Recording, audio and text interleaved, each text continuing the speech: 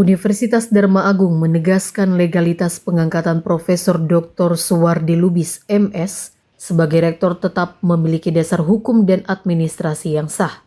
Meskipun Pengadilan Negeri Medan mengabulkan sebagian gugatan Gom-Gom TP Siregar. Di tengah proses hukum tersebut, Wakil Rektor 3 UDA, Dr. Arifin Sihombing MSI, menyayangkan langkah hukum yang ditempuh Gom-Gom TP Siregar setelah mengundurkan diri sebagai dosen di Universitas Dharma Agung. Meski demikian, UDA menyatakan tetap menghormati proses hukum yang sedang berjalan sesuai ketentuan yang berlaku. Wakil Rektor 3 UDA, Dr. Arifin Sihombing MSI, menjelaskan proses pengangkatan Profesor Suwardi Lubis oleh Yayasan Perguruan Dharma Agung sebagai badan penyelenggara perguruan tinggi yang memiliki kewenangan sesuai ketentuan perundang-undangan. Menurut Arifin, Yayasan Perguruan Dharma Agung yang dipimpin Hananel Srikaban telah memperoleh pengesahan berdasarkan SK tertanggal 10 Februari 2025. Dengan dasar pengesahan Kementerian Hukum, maka Ketua Yayasan Perguruan Dharma Agung mengajukan permohonan izin pengangkatan Profesor Dr. Suwardi Lubis sebagai penjabat Rektor Universitas Dharma Agung setelah Ansori Lubis mengundurkan diri. Selanjutnya, permohonan penugasan disampaikan secara tertulis kepada Rektor Universitas Sumatera Utara, Profesor Dr. Murianto Amin, Esos MSI, pada 15 April 2025. Sembari menunggu persetujuan, Yayasan Perguruan Dharma Agung bersama Senat Universitas menggelar rapat pada 16 Juni 2025 untuk menetapkan Profesor Suwardi Lubis sebagai rektor yang sebelumnya menjabat Direktur Pasca Sarjana Universitas Dharma Agung. Alhasil, Rektor USUM menerbitkan surat yang memberikan izin penugasan Profesor Dr. Suwardi Lubis untuk menjalankan tugas sebagai rektor di Universitas Dharma Agung. Arifin menyebut Direktorat Jenderal Pendidikan Tinggi Kementerian Pendidikan Tinggi, Sains dan Teknologi turut memberikan tanggapan atas permohonan melalui surat tertanggal 4 Desember 2025. Ada seseorang yang melakukan gugatan terhadap eksistensi dari Prof. Suwardi menjadi rektor di Dharma Agung. Hal itu menurut kami perlu juga diperhatikan atas dasar apa gugatan itu boleh dimenangkan di pengadilan. Bahwa Prof. Suwardi itu bukan orang baru di Dharma Agung. Sebelum rektor dia adalah direktur pasca dan itu diangkat oleh yayasan yang lama. Tidak ada masalah, ya kan? Tapi setelah ada pergantian pengurus yayasan pada tanggal 10 Februari 2025, rektor yang lama mengundurkan diri pada tanggal 11 April 2025. Oleh karena itu yayasan yang sah, yang baru, yaitu yang izin Menkumham tanggal 10 Februari 2025 mengangkat pejabat rektor Pak Suwardi. Pak Suwardi ini sedang beliau adalah direktur pasca sarjana. Ya. Jadi diangkat PJS karena apa? Menurut yayasan tidak boleh melaksanakan kegiatan akademik di Dharma Agung terhenti oleh karena rektor sudah mengundurkan diri. Rektor sebelumnya mengundurkan diri. Ya, Pak Dr. Ansori Lubis. Iya. Oleh karena itulah diangkatlah beliau pejabat rektor. Dan untuk pengangkatan ini yayasan ataupun secara pribadi Prof. Suwardi sudah melakukan komunikasi secara lisan kepada Rektor USU bahwa tidak keberatan. Ya.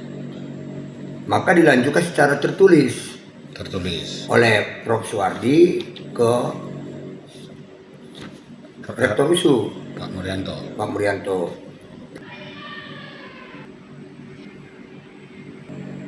Sesuai dengan peraturan bahwa dia diangkat oleh rapat senat pada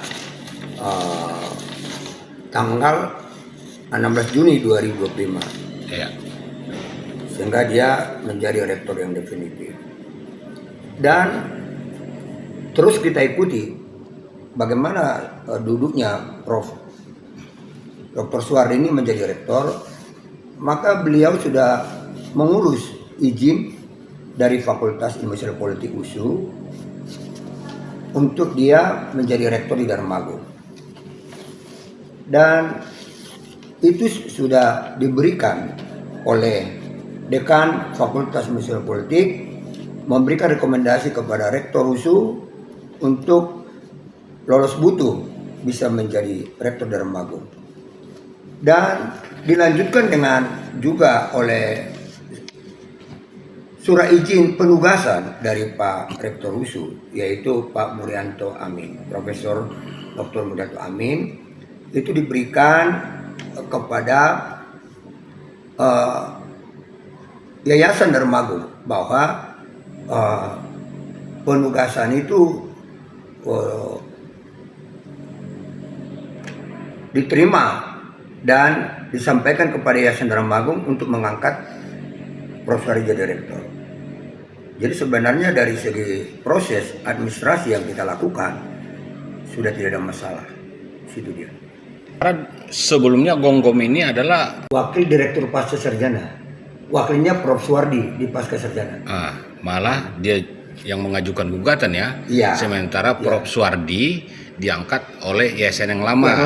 Yang Direktur Pasca Sarjana. Yang dilanjutkan kembali oleh yayasan yang baru. Yang baru untuk mengangkat menjadi pejabat rektor karena rektor sudah mengundurkan diri. Iya. Ya, makanya nanti secara hukum nanti akan diperhatikan seperti apa pengadilan ngambil keputusan itu. Iya. Gitu.